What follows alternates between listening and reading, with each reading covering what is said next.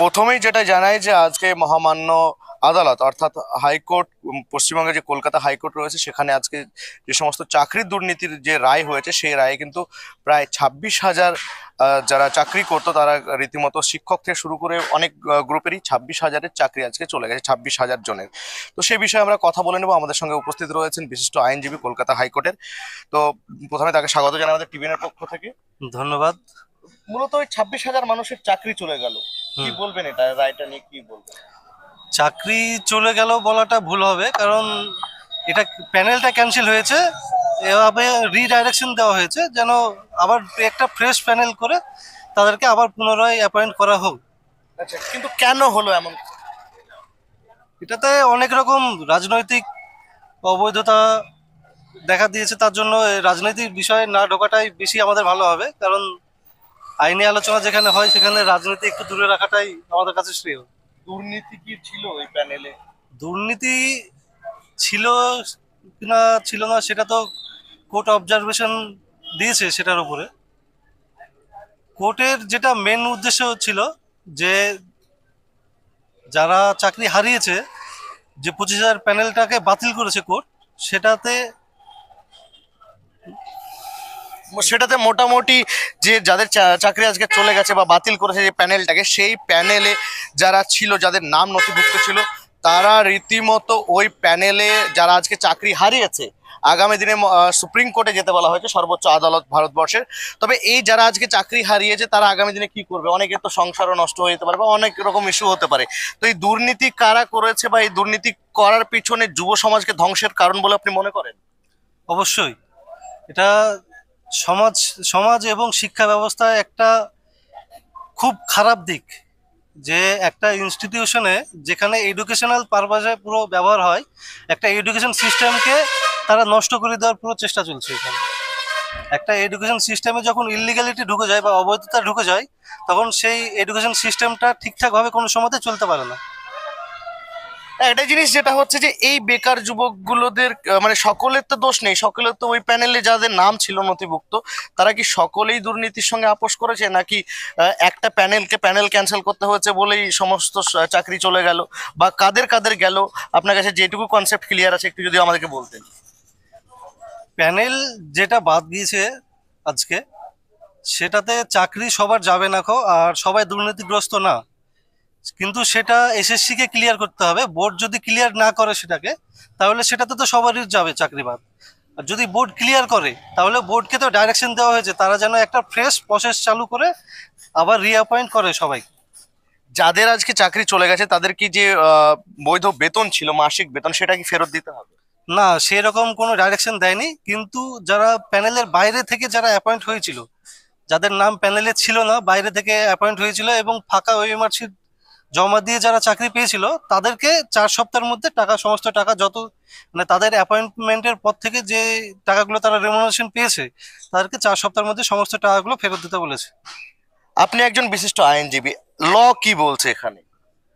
ল যেটা বলছে সেটা হচ্ছে যে কোর্টের যেটা অবজারভেশন, যে আর্টিকেল, আমাদের ইন্ডিয়ান কনস্টিটিউশনের যে আর্টিকেল আছে 14 এবং 16, সেই দুটোকে উপেক্ষা করে আজকে যে প্যানেলটা সেটা বাদ গিয়েছে। কিন্তু এই প্যানেলটা বাদ যাওয়াতে আর যে পিটিশনার যারা ছিল তাদের যতটা লাভ না হয়েছে, তার থেকে লোকসান হয়েছে 2018 থেকে আজ পর্যন্ত চাকরি করা সমস্ত যারা জেনুইন ছিল, তারা ক্ষতিগ্রস্ত হয়েছে এখানে সব থেকে বেশি। তারা সমাজে এখন উপহাসের ইয়েতে পড়ে যাবে এখন। মানে উপহাসের মুখে পড়বে। একটা জিনিস উকিল সাহেব, যে যারা এতদিন চাকরি করলো, যারা এতদিন ফাঁকা শিট জমা দিয়ে চাকরি করলো, তারা তো জানতো কোনো না কোনো একদিন তাদের চাকরি খোয়াতে হবে। এবারে এই যে পুরো প্যানেল, শিক্ষক থেকে শুরু করে গ্রুপ ডি থেকে শুরু করে সকলের চাকরি বাতিল যে ঘোষণাটা, বা হয়তো অবজারভেশন বা যেটা লিগ্যাল প্রসেস, সেই প্রসিডিওর অনুযায়ী তাদের ইন ফিউচার আরো কি কি হতে পারে বলে আপনার মনে হয়? যে অ্যাক্টগুলো রয়েছে, ইন্ডিয়ান পিনাল কোডের যে অ্যাক্টগুলো, সেই অ্যাক্ট অনুযায়ী। দেখো, এটা আজকে যে ডাইরেকশনগুলো হয়েছে সেগুলোর এগেনস্টে এসএসসি নিশ্চয়ই তাদের নিজেকে বাঁচানোর চেষ্টা করবে এবং তারা সুপ্রিম কোর্টে গিয়ে স্টের জন্য আবেদন করবে অবশ্যই। সেটা কালকে হতে পারে বা পরশু দিনে হতে পারে। এসএসসি যেটা হয়েছে সব থেকে বড় জিনিস, ওরা এখন পর্যন্ত ক্লিয়ার না। কোর্ট যেটা অবজারভেশন দিয়েছে আজকে, কোর্ট কিছু ডাইরেকশন দিয়েছে আজকে, 14টা ডাইরেকশন দিয়েছে টোটালে। তার মধ্যে কিছু সিবিআইকে দিয়েছে, কিছু এসএসসি দিয়েছে, তারপরে কিছু যে সিট ছিল এসআইটিকে দিয়েছে। সিবিআইকে ডাইরেকশন যেগুলো দিয়েছে সেগুলো হচ্ছে যে পুরো যে প্যানেলটা হয়েছে সে প্যানেলটায় যারা অবৈধভাবে ঢুকেছিল, যারা অ্যাপয়েন্ট হয়েছিল, তাদেরকে সমস্ত যে ডকুমেন্টসগুলো আছে তাদের সেই ইন্টারোগেশন করার জন্য কাস্টোডিয়াল ইন্টারোগেশনও করতে পারে, সেরকম কথা বলেছে। তারপরে যারা স্টেটের হয়ে করেছিল, মানে এই দুর্নীতিতে যারা যুক্ত আছে স্টেটের, তাদেরকে সময় কাস্টোডিয়াল ইন্টারোগেশনের জন্য বলেছে। এবং যে এসআইটিকে বলেছে যে তারা যেন অ্যাপ্রোপ্রিয়েট একটা ডাইরেকশনে কাজ করে, এবং এসএসসিকে ডাইরেকশন দিয়েছে যেন তারা নতুনভাবে একটা ফ্রেশ প্যানেল করে তারা আইনি যেসব ইগুলো আছে, সামঞ্জস্যগুলো আছে, সেগুলোকে মাথায় রেখে যেন একটা নতুন প্যানেল তৈরি করে, এবং আগে যে ওএমআর শিটগুলো ছিল, যারা চাকরি পেয়েছিল তাদের যে ওএমআর শিটগুলো ছিল, সেই ওএমআর শিটগুলো যেন পাবলিক ভিউ করতে পারে, সেই রকমভাবে এসএসসি পোর্টালে যেন আপলোড করা হয়। উকিল সাহেব, বিষয় যেটা হচ্ছে যে সরকার, পশ্চিমবঙ্গ সরকার এই রায়ের পরেই কিন্তু বলেছে 10 লক্ষ চাকরি আমরা রিজার্ভে রেখেছি। এই বিষয়ে আপনি কি বলতে চাইবেন? দেখুন, এই বিষয়ে আমার কোনো মতামত নেই। সরকার রিজার্ভে রাখতেই পারে, সরকারের সেটা আলাদা ব্যাপার। আদৌ চাকরি রিজার্ভে ছিল কি না সেটা তো আমার খতিয়ে দেখার কোনো এখতিয়ার নেই, সেটা তো সরকার ভালো জানে। সেটাতে আমার কমেন্ট করাটা একটু রাজনৈতিক দিক থেকে আমার এড়িয়ে যেতেই খুব ভালো হয়। একটা জিনিস যেটা হচ্ছে যে এই নির্বাচনের প্রাককালে এমন হুটোপাটা, ভোট বক্স কি খালি হতে পারে শাসক দলের?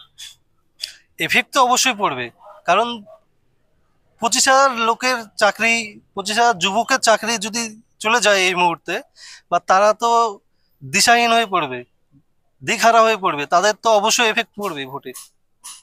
নির্বাচনের আগে এমন রায় হাইকোর্টের, আগামী কয়েক সপ্তাহ পর প্রথম ফেজের প্রথম দফা নির্বাচন হয়ে গেছে, তো এই যে এফেক্ট পড়বে তাতে ক্ষতিগ্রস্ত কোন দল হতে পারে বলে মনে হচ্ছে? রাজনৈতিক জিনিসে আমার না যাওয়াটাই।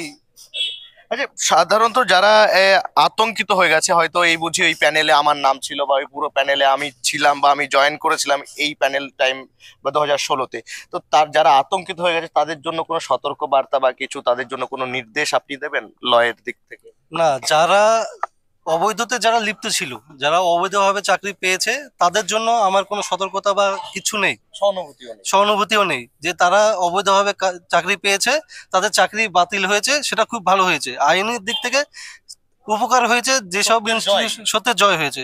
কিন্তু যারা সঠিকভাবে চাকরিটা পেয়েছিল, যারা সিলেকশন প্রসেস পুরো কমপ্লিট করে তারা ঠিকঠাকভাবে পরীক্ষা দিয়ে সৎভাবে চাকরিটা পেয়েছিল, তাদের জন্য অবশ্যই সহানুভূতি আছে, যে তারা আবার চাকরিটা ফিরে পাক, এবং তারা যেমন রীতিমতো তারা কাজ করে যাচ্ছিল সেরকম যেন কাজ করে যেতে পারে। উকিল সাহেব, শেষের দিকে আমাদের দর্শকদের উদ্দেশ্যে, যে কোনো রকম যদি আইনি সহায়তার প্রয়োজন হয় বা অ্যাডভাইসের জন্য যদি প্রয়োজন হয়, তাহলে আপনাকে কি ফোন করতে পারে? হ্যাঁ, অবশ্যই ফোন। আপনার কন্ট্যাক্ট নাম্বারটা একটু যদি বলতেন। আর কন্ট্যাক্ট নাম্বার 8926878330। আপনার পুরো নাম? আমার নাম নূর নবী Sheikh, advocate, advocate, high court, Kolkata. ধন্যবাদ। বিষয় যেটা হচ্ছে চাকরি দুর্নীতি নিয়ে একের পর এক দুর্নীতির পর্দাফাঁস হচ্ছে পশ্চিমবঙ্গে। রীতিমতো আজকে মহামান্য আদালত কলকাতা হাইকোর্টের নির্দেশে যে প্যানেল পুরো বাদ পড়েছে, সেই প্যানেলে যাদের নাম রয়েছে, যারা জানে যে কারা কারা দুর্নীতির সঙ্গে জড়িত, সকলেই হয়তো একের পর এক প্রকাশ্যে আসবে। কিন্তু আজকে যে অবস্থা, সেই যুবকদের, যুবতীদের কি হবে যারা আজকে চাকরি খোয়াতে চলেছে? প্রশ্ন সাধারণ মানুষের, প্রশ্ন আমাদের, প্রশ্ন সকলের। পশ্চিমবঙ্গের মুর্শিদাবাদ থেকে ক্যামেরায় রনির সঙ্গে রফিকুল ইসলাম, টিভিএন। ইসলামপুর হোমিও হল, এখন থেকে আর যেতে হবে না কলকাতা ও সল্টলেক। ইসলামপুর হোমিও হল চেম্বারে এখানে কলকাতা ও সল্টলেকের বিশেষজ্ঞ চিকিৎসকগণ সব রকম নতুন ও পুরনো যে কোনো জটিল রোগের হোমিওপ্যাথিক চিকিৎসা করছেন। আমাদের ঠিকানা ইসলামপুর নেতাজি পার্ক, ইসলামপুর, মুর্শিদাবাদ। বিস্তারিত জানতে যোগাযোগ করুন 9635098297 এই নম্বরে।